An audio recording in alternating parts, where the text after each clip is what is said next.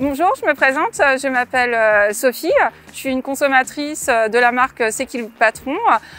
Aujourd'hui, j'ai l'opportunité avec la chaîne des consommateurs et des citoyens de visiter le site de production de miel des produits C'est qui le patron. Voilà, je vous emmène avec moi.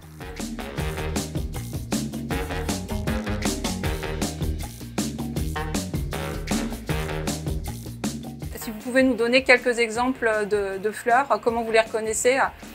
Donc chaque pollen en fait a une forme différente. Sur les miels français, on retrouve de l'amandier, également une forme différente. On a également de l'aubépine. Donc dans les miels C'est qui le patron, a priori on peut retrouver de l'amandier et de l'aubépine. Ouais. Est-ce que ça varie en fonction des saisons? Ça varie en fonction des saisons. Donc sur les miels de printemps, on a plus de colza. Sur les miels d'été, on est plus sur du tournesol. Et en fonction du type de fleurs, c'est ça qui fait qu'il y a une variation aussi de couleur de produits? Variation de couleur, variation de goût. Mais vous veillez toujours à faire un mélange finalement peut-être pour non, avoir... Non, on prend un fût, on le fait récolter et c'est pas mélangé, c'est conditionné tel quel.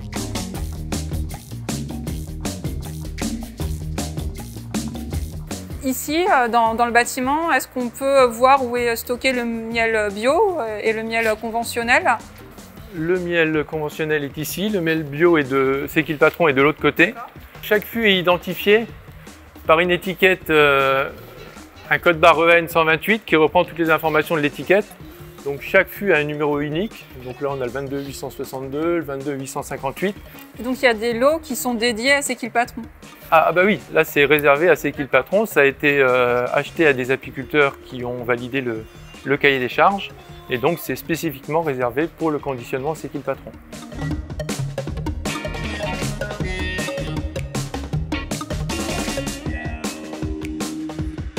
90% des miels que nous avons là sont solides. Donc pour pouvoir les conditionner, nous devons les travailler, les ramollir. Donc nous faisons ça avec ce type d'appareil. Voilà, donc en fonction de la dureté du miel, c'est plus ou moins rapide. Donc on y va doucement pour bien justement homogénéiser et défiger à froid, en fait, sans lui faire subir aucun traitement thermique. S'il avait été avec un traitement, ce serait quoi? Et qu'est-ce qui prouve finalement qu'ici, il est conditionné sans traitement? En fait, on ne fait aucun traitement sur aucun de nos miels. Donc pour nous, en fait, c'est pas spécifique à C'est qui le patron. Mais certains conditionneurs peuvent pasteuriser les miels. Donc nous, on le fait pour aucun, on n'a pas d'équipement de pasteurisation. Et donc vous faites que du conditionnement en verre ici? Tout à fait. Alors sur cette chaîne, on fait des pots en carton, en plastique. Mais sur cette machine, c'est spécifiquement en verre. D'accord, donc C'est qui le patron, c'est fabriqué ici? C'est ça. D'accord. Et c'est le type de verre C'est qui le patron, ça? Voilà, le verre 250 grammes. D'accord. Est-ce que vous nous autorisez à faire un petit test? Est-ce que moi, par exemple, je peux peser un pot? Il n'y a pas de problème. Les pots, la balance. Donc la balance qui est arrêtée au poids du verre vide. D'accord. Ok. 256 grammes. Et donc c'est l'information qu'on note. Voilà, c'est ça, c'est ce qu'on vient relever ensuite sur cette feuille.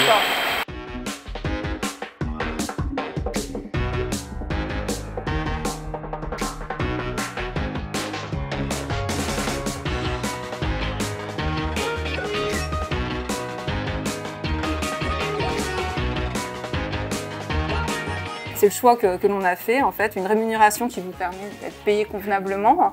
Est-ce que vous voyez effectivement une différence?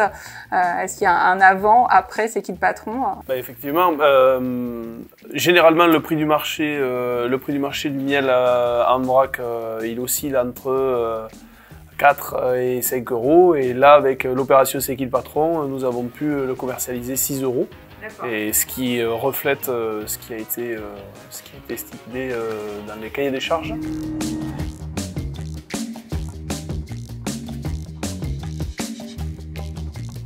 Alors le FSAB, c'est le fonds de sauvegarde des abeilles. C'est un fonds qu'on a créé en même temps que le questionnaire du miel. À chaque fois que vous achetez un pot de miel, qu'il soit bio ou conventionnel, il y a quelques centimes qui partent vers ce fonds. Il y a tous les détails sur le site internet. Et l'objectif de ce fonds, c'est de promouvoir des actions auprès d'agriculteurs pour plus de biodiversité, pour plus protéger les abeilles durant toutes les activités agricoles qu'ils pratiquent. En octobre, on a lancé notre premier appel à projet qui s'appelle Biodiversité florale mellifère. Et donc on a envoyé ça à tout notre réseau, que ce soit le réseau d'ADA France, de Culture Miel qui est notre transformateur ou de C'est qui le patron, justement pour trouver des projets qui favorisaient justement cette biodiversité florale mellifère. On a récolté tous les projets sur le mois d'octobre, on en a eu plus d'une cinquantaine qui ont postulé et on en a retenu à peu près 23 pour une somme qui équivaut à 29 000 €. Alors le type de projets qui ont été retenus par le FSAB, c'est notamment des projets qui favorisent donc la biodiversité florale mellifère et ça se présente de la façon suivante. Ça peut être soit des semis qui peuvent être posés entre les cultures par les agriculteurs ou alors des jachères, des haies mellifères. Donc tous ces projets ont pour vocation à favoriser la biodiversité florale qui permet justement le développement des abeilles.